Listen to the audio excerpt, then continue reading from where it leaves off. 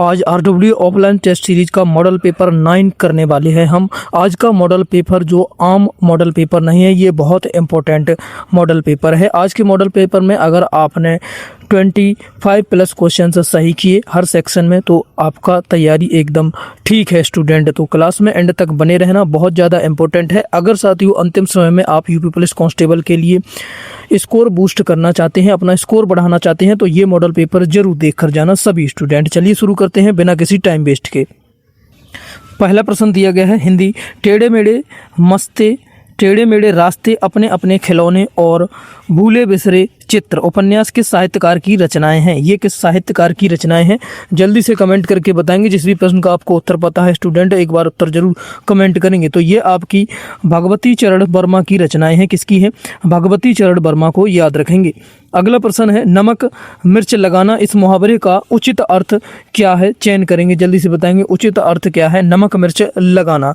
2 second में आपको सभी प्रश्नों के उत्तर कमेंट करने हैं, जिसका भी आपको उत्तर पता है। मैं प्रश्न बोलता हूं, वैसे ही 2 सेकंड में आपको क्वेश्चन नंबर के साथ में उत्तर कमेंट करना है। तो जल्दी से कमेंट बताएंगे। दूसरे का बड़ा चढ़ाकर कहना, नमक मिर्च लगाना, इसका अर्थ होता है बढ़ा चढ़ाकर कहना, किसी बात को बहुत ज़्यादा बढ़ा चढ़ाकर कहना। विरह हस्ती तन साले घाय करे चित चूर, इसमें किस अलंकार का प्रयोग हुआ है? जल्दी से बताएंगे इसमें कौन से अलंकार का प्रयोग हुआ है? तो इसमें आपका रूपंक अलंकार का प्रयोग हुआ है। कौन सा है?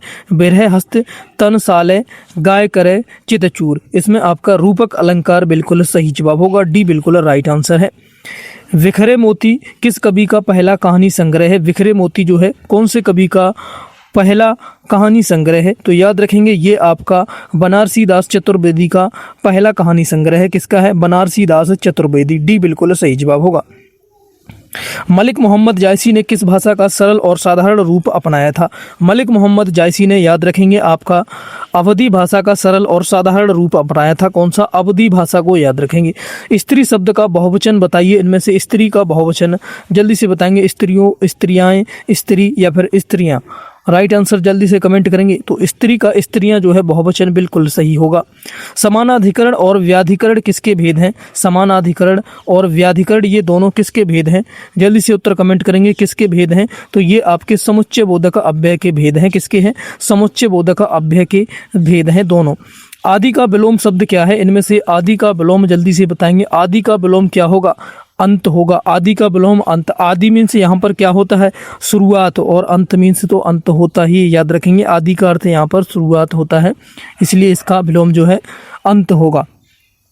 कल तापमान अधिक होगा, इस वाक्य का काल पहचानिए। जल्दी से कल तापमान जो है अधिक होगा, इस वाक्य का काल पहचानिए। जल्दी से काल बताएंगे कौन सा है? काल तो इसमें भविष्य काल है। कौन सा है? कल तापमान अधिक होगा, भविष्य की ही तो बात हो रही है। पुल्लिंग शब्द का चयन कीजिए, इनमें से कौन सा शब्द जो है पुल्लिंग है? दुकान, धोती, अखबार, सड़क। जल्दी से कमेंट करेंगे कौन सा शब्द जो है वो आपका पुल्लिंग है इसमें से। तो पुल्लिंग शब्द इसमें कौन सा है? अखबार जो है। दुकान अच्छी है, अच्छा बोलेंगे से। धोती अच्छी है, सड़क अच्छी है, अखबार अच्छी है। बोल सकते हैं क्या? नहीं बोल सकते हैं। तो यहाँ पर आपका ये स्त्री पुल्लिंग शब्द होगा, अखबार पुल्लिंग शब्द है। यथावर का विपरीत अर्थ क्या है? इनमें से यथावर का विपरीत अर्थ जल्दी से बताएंगे कौन सा है? यथावर का विपरीत अर्थ आपका जंगम होता है। कौन सा? स्थावर है, सॉरी, स्थावर का विपरीत अर्थ जो है आपका जंगम होगा। कौन सा होगा? जंगम, याद रखेंगे। Next question number 12। आविर्भाव का समानार्थी क्या है? इनमें से आविर्भाव का जो समानार्थी शब्द है कौन सा है? आविर्भाव का समानार्थी अवतरण होता है। कौन सा होता है? अवतरण को याद रखेंगे। Question number 13। इनमें से कौन सा तत्सम तद्भव का सही जोड़ा नहीं है? तत्सम तद्भव का सही जोड़ा पहचानिए। इनमें से दधी, दही, उष्ट्र, ऊंट, नजर, आंख, श्रृंगार, सिंगार। जल्दी से बताएं कौन सा जोड़ा जो है सही नहीं है? तो इनमें से आपका नजर और आंख ये जोड़ा गलत है, बाकी के सही है। नजर, आंख अलग अलग चीज होते हैं, ये जोड़ा गलत आपका होगा। अगला, वर्तनी संबंधी सही शब्द पहचानिए। वर्तनी संबंधी सही शब्द इनमें से कौन सा है? वर्तनी की दृष्टि से जल्दी से बताएंगे। अभिनेता, अवनति, उन्नति, पूर्ति। कौन सा शब्द जो है शुद्ध वर्तनी वाला है? तो पूर्ति जो है यहाँ पर एकदम शुद्ध वर्तनी का शब्द है, बाकी के 3 गलत हैं, याद रखेंगे।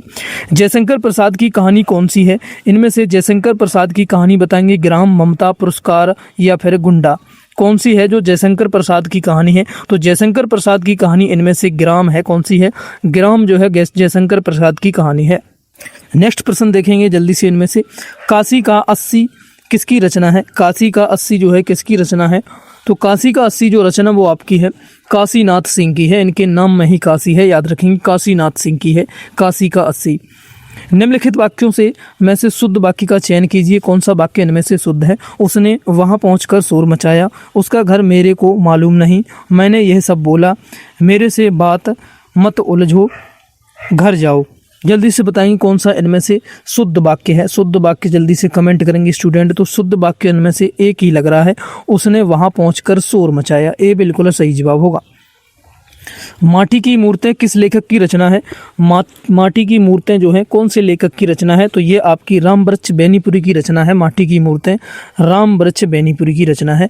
रात को अचानक वर्षा होने लगी में क्रिया विशेषण का कौन सा भेद है? रात को अचानक वर्षा होने लगी, इसमें क्रिया विशेषण का जो है कौन सा भेद है? जल्दी से बताएंगे कौन सा भेद है। तो इसमें आपका कौन सा भेद होगा? रीतिवाचक क्रिया विशेषण है। अचानक ये सब शब्द जो है रीतिवाचक क्रिया विशेषण के अंतर्गत आते हैं, याद रखेंगे, रीतिवाचक क्रिया विशेषण के अंतर्गत आते हैं ऐसे शब्द।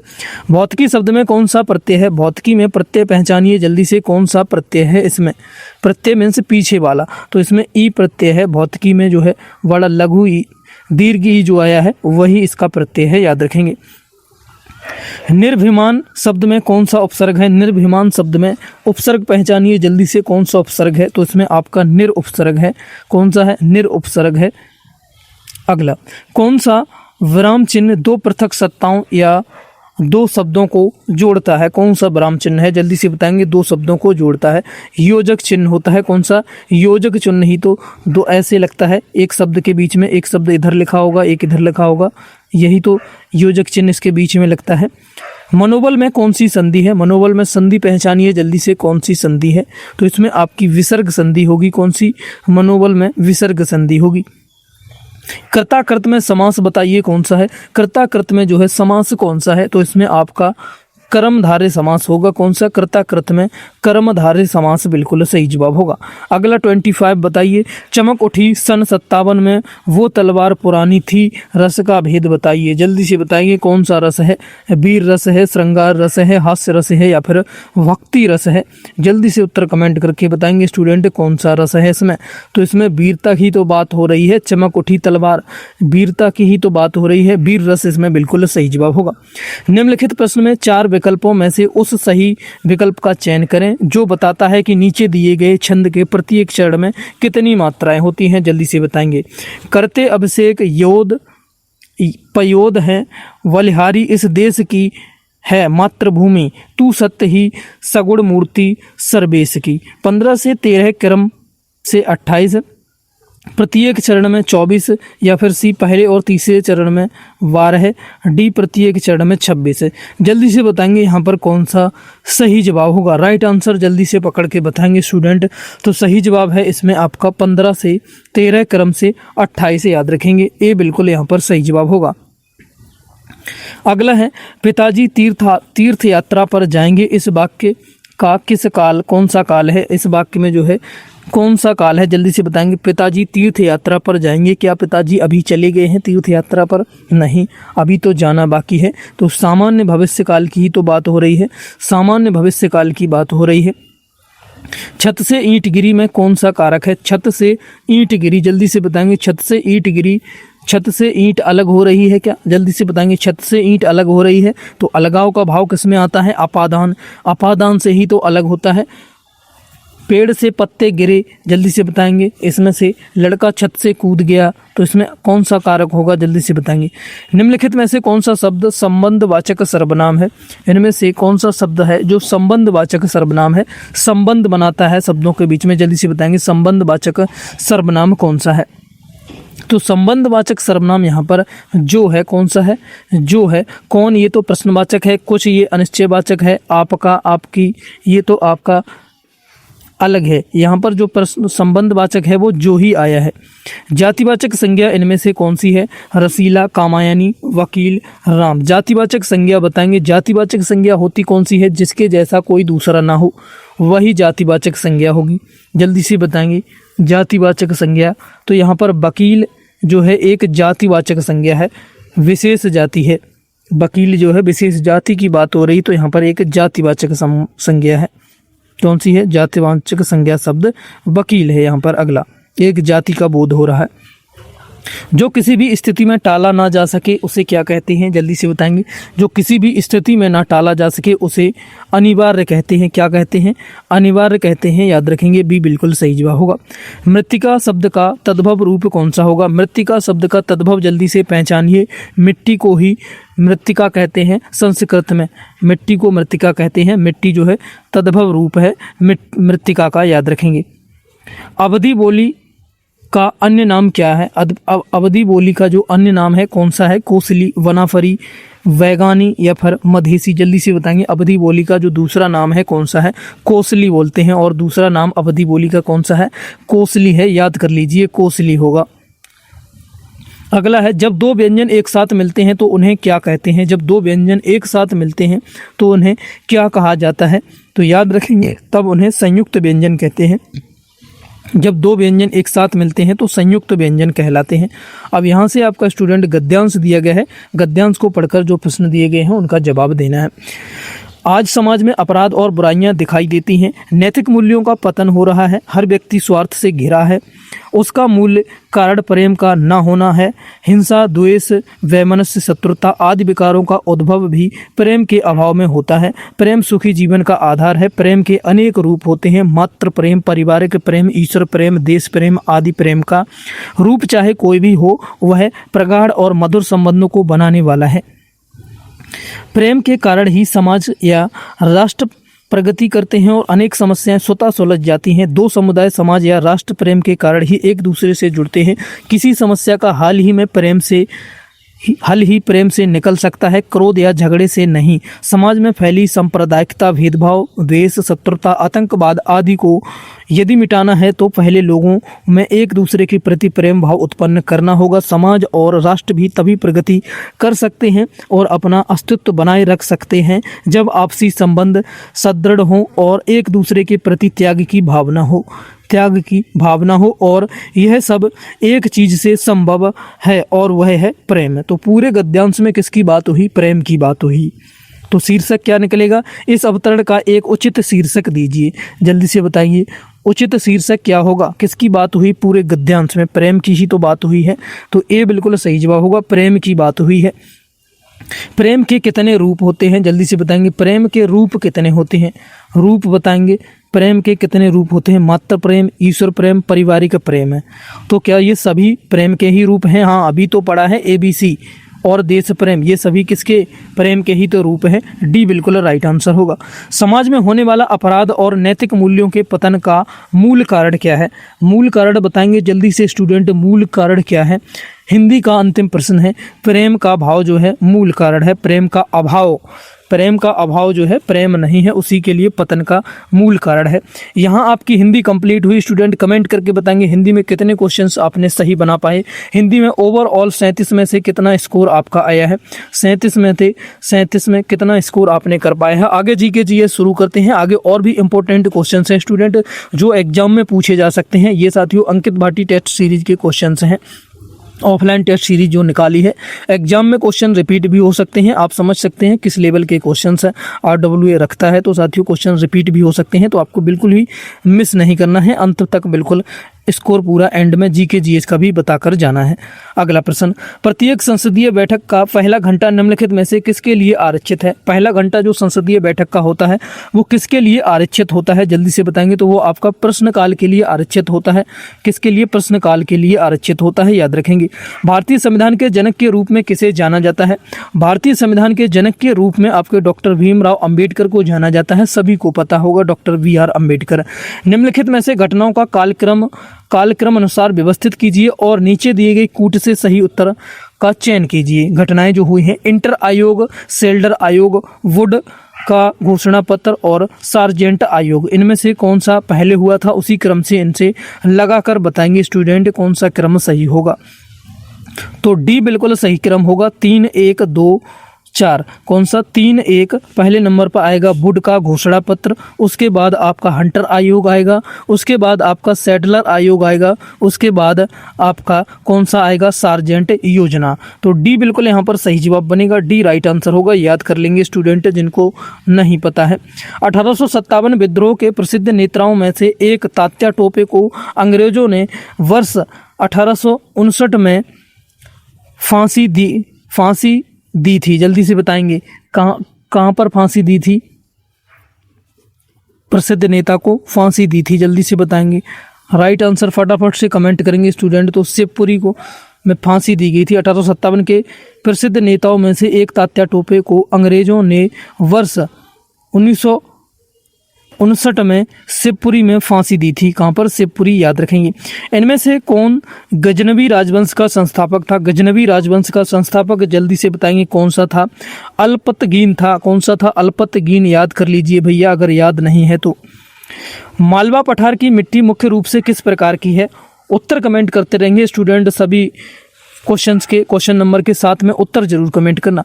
मालवा पठार की पट्टी मुख्य रूप से किस प्रकार की है? जल्दी से बताएंगे। काली मिट्टी, लाल मिट्टी, जालोड़ मिट्टी या फिर लेटराइट मिट्टी। तो काली मिट्टी की जो पठार है, मालवा पठार की मिट्टी कैसी है? काली मिट्टी है, याद रखेंगे। भारत की सबसे लंबी तटरेखा किस राज्य की है?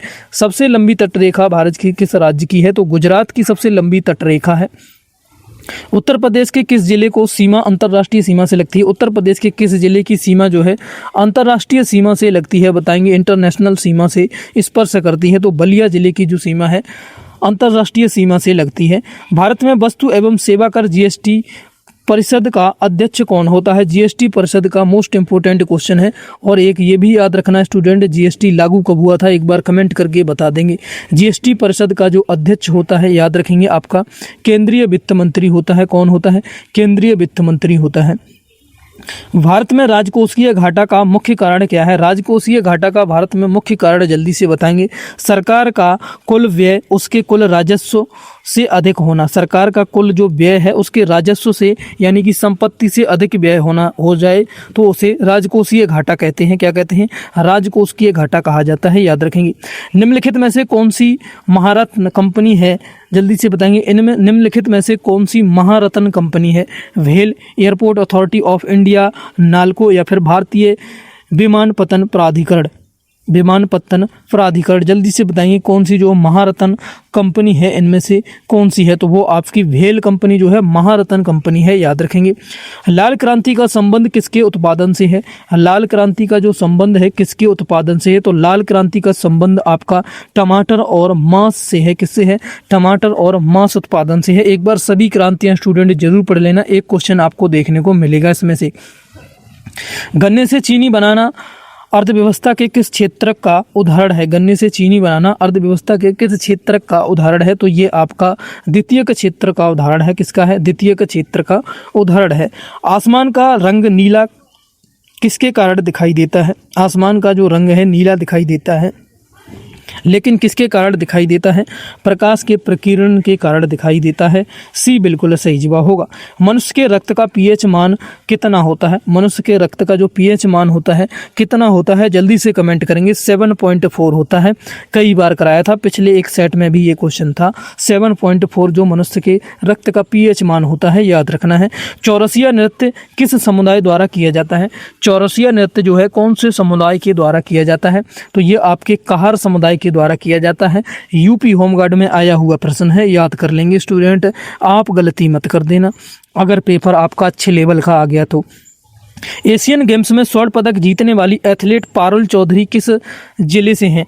पारुल चौधरी जो हैं कौन से जिले से संबंध रखती हैं? जल्दी से बताएंगे। क्या मेरठ जिले से संबंध रखती हैं? हाँ जी, मेरठ जिले से संबंध रखती हैं पारुल चौधरी को, याद रखेंगे। ईमेल भेजते समय यदि आप किसी व्यक्ति को बीसीसी में रखते हैं तो इसका क्या अर्थ है? बीसीसी का अर्थ क्या होता है ईमेल के संबंध में? जल्दी से बताएंगे। बीसीसी का जो अर्थ होता है ईमेल के संबंध में वो आपका ब्लाइंड कार्बन कॉपी होता है। क्या होता है? ब्लाइंड कार्बन कॉपी होता है। एक ऐसा दुर्भावनापूर्ण सॉफ्टवेयर जो उपयोगकर्ता की जानकारी के बिना उसके कंप्यूटर या मोबाइल में छिपकर उसकी गतिविधियों इंटरनेट ब्राउजिंग और डेटा पर नज़र रखता है क्या कहलाता है? जल्दी से बताएंगे क्या कहलाएगा। एक क्वेश्चन आपको कंप्यूटर और सोशल मीडिया से जरूर देखने को मिलेगा, तो ये कहलाता है आपका स्पाईवेयर कहलाता है। बी बिल्कुल सही जवाब होगा। लश्कर-ए-तैयबा और जैश-ए-मोहम्मद जैसे अंतर्राष्ट्रीय आतंकवादी संगठन मुख्य रूप से किस देश से अपनी गतिविधियां संचालित करते हैं? कौन से देश से ये अपनी गतिविधियां करते हैं? क्या पाकिस्तान से नहीं करते? हाँ जी, यही हमारा पड़ोसी देश है जो आतंकवादियों को पनाह देता है। सी बिल्कुल राइट आंसर होगा। किस सोशल मीडिया प्लेटफॉर्म को मुख्य रूप से सबरेडिट्स नामक कम्युनिटी मंचों और सामग्री को अपवोट डाउनवोट करने की सुविधा के लिए जाना जाता है? अपवोट और डाउनवोट करने की सुविधा के लिए जाना जाता है। जल्दी से उत्तर बता देंगे। रेडिट को जाना जाता है। किसे? रेडिट को। अगला, भारत की वनस्पतियों, जीवों और भूगर्भीय संपदा के बारे में जागरूकता फैलाने के लिए स्थापित राष्ट्रीय प्राकृतिक इतिहास संग्रहालय कहाँ पर स्थित है? NMNH कहाँ पर स्थित है? जल्दी से बताएंगे स्टूडेंट। तो ये आपका स्थित है कहाँ पर है? क्या नई दिल्ली में नहीं है? हाँ जी, नई दिल्ली में है। बी बिल्कुल सही जवाब होगा। अफ्रीकी महाद्वीप के प्रमुख देश दक्षिण अफ्रीका की आधिकारिक मुद्रा क्या है? दक्षिण अफ्रीका की आधिकारिक मुद्रा जल्दी से बता देंगे। रैंड जो है दक्षिण अफ्रीका की आधिकारिक मुद्रा होगी। बी बिल्कुल सही जवाब बनेगा। दक्षिण अमेरिका महाद्वीप के दूसरे सबसे बड़े देश अर्जेंटीना की राजधानी का नाम क्या है? अर्जेंटीना की राजधानी याद रखेंगे कौन सी है? ब्यूनस आयर्स जो है अर्जेंटीना की राजधानी है। क्या है? ब्यूनस आयर्स जो है अर्जेंटीना की राजधानी है। भारत में युवाओं को लोकतांत्रिक प्रक्रिया में भाग लेने के लिए प्रोत्साहित करने हेतु राष्ट्रीय मतदाता दिवस कब मनाया जाता है? राष्ट्रीय मतदाता दिवस जो है कब मनाया जाता है? तो याद रखेंगे राष्ट्रीय मतदाता दिवस आपका 25 जनवरी को मनाया जाता है। कब? 25 जनवरी याद रखेंगे। नेक्स्ट क्वेश्चन पर चलेंगे। 63 देखेंगे जल्दी से। दक्षिण पूर्व एशियाई देशों के प्रभावशाली संगठन का पूर्ण रूप क्या है? प्रभावशाली संगठन एशियन का पूर्ण रूप जल्दी से बताएंगे। एशियन का जो पूर्ण रूप है क्या है? आसियान इसे कहते हैं। आसियान का पूर्ण रूप जल्दी से बताएंगे स्टूडेंट क्या है? तो इसका पूर्ण रूप आपका association of south east Asian Nations है। क्या है? Association of the south east Nations है। बी बिल्कुल सही जवाब होगा। अगला क्वेश्चन नंबर 64 बताएंगे स्टूडेंट। विश्व स्तर पर भूखमरी मिटाने और पोषण स्तर में सुधार करने के लिए कार्यरत संयुक्त राष्ट्र की संस्था खाद्य और कृषि संगठन FAO का मुख्यालय कहाँ पर है? FAO का मुख्यालय याद रखेंगे कहाँ पर है? तो इसका मुख्यालय आपका रोम इटली में है। कहाँ पर है? रोम के इटली में है। इटली के रोम में याद रखेंगे स्टूडेंट। विश्व प्रसिद्ध गैस पुरस्कार मुख्य रूप से किस उद्योग क्षेत्र में उत्कृष्ट उपलब्धियों के लिए प्रदान किए जाते हैं? जल्दी से बताएंगे। विश्व प्रसिद्ध जो ग्रैमी पुरस्कार हैं मुख्य रूप से किस उद्योग क्षेत्र के उत्कृष्ट उपलब्धियों के लिए प्रदान किए जाते हैं? तो ये आपके संगीत उद्योग क्षेत्र में प्रदान किए जाते हैं। याद रखेंगे ग्रैमी अवार्ड। 2011 की जनगणना के अनुसार भारत का कौन सा राज्य शहरी जनसंख्या के प्रतिशत के मामले में सबसे आगे है?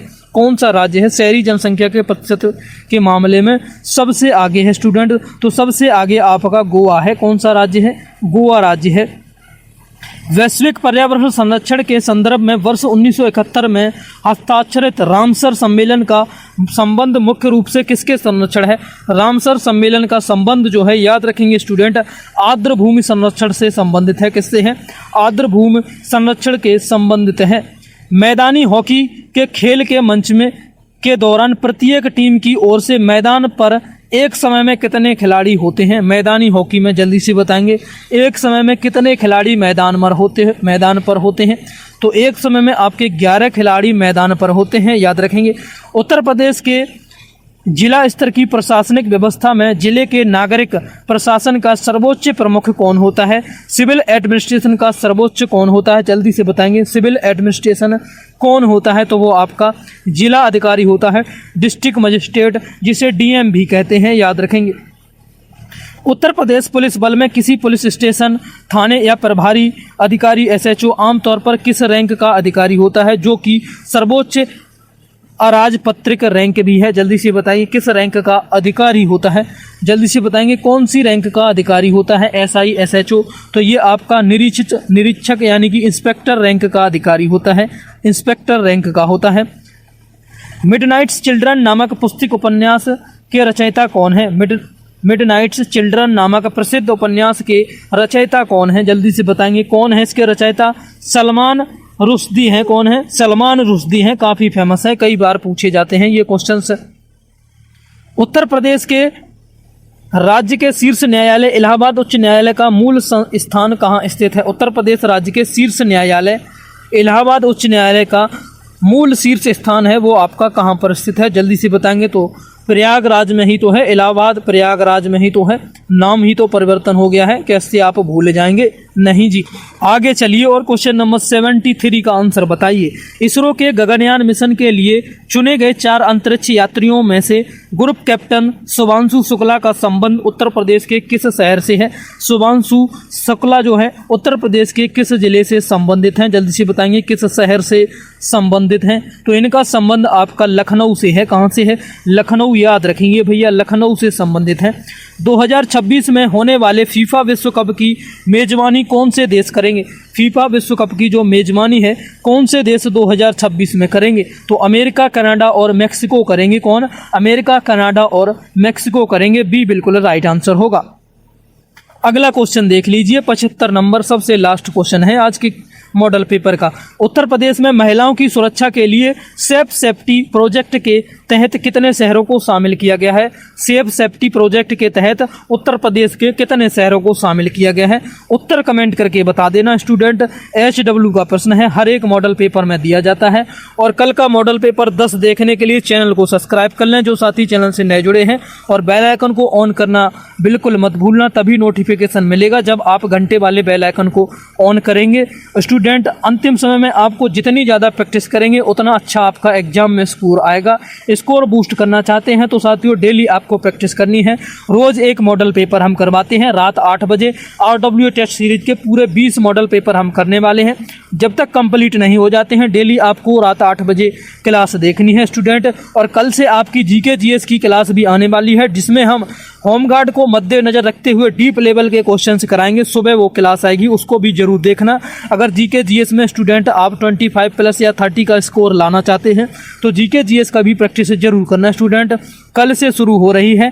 और साथियों ये मॉडल पेपर की क्लास आपकी रात 8 बजे डेली चलती रहेगी। पूरी 20 क्लासें इसमें होंगी जिसमें हम GK GS और हिंदी कंप्लीट करते हैं। पूरे आपके 20 model paper RWA test series से हम करने वाले हैं, ऑफलाइन टेस्ट सीरीज से। अगर आपने बाय किए हैं तो भी ठीक है, नहीं बाय किए तो साथियों इसकी जो हम 75 क्वेश्चंस की जो PDF है हमारे टेलीग्राम चैनल पर प्रोवाइड कराते हैं, जिसका लिंक वीडियो को डिस्क्रिप्शन में मिल जाएगा। आपने ज्वाइन नहीं किया तो जाकर जरूर ज्वाइन कर लें। और कोई बुक बाई करना चाहते हैं GK GS के लिए स्टूडेंट तो कुछ बुक्स का लिंक डिस्क्रिप्शन में मिल जाएगा, वहां से जाकर चेकआउट करके बाई कर सकते हैं। क्लास कैसी लगी कमेंट करके जरूर बताना। और साथ ही अपना ओवरऑल स्कोर 75 में से बताना कितना आज का स्कोर बना है, स्कोर कमेंट करके जाना। और साथ ही इस प्रश्न का उत्तर कमेंट करना बिल्कुल मत भूलना। मिलते हैं कल की क्लास में, तब तक के लिए थैंक यू, जय हिंद। लगे रहिए, कामयाबी जरूर मिलेगी अगर मेहनत करेंगे स्टूडेंट।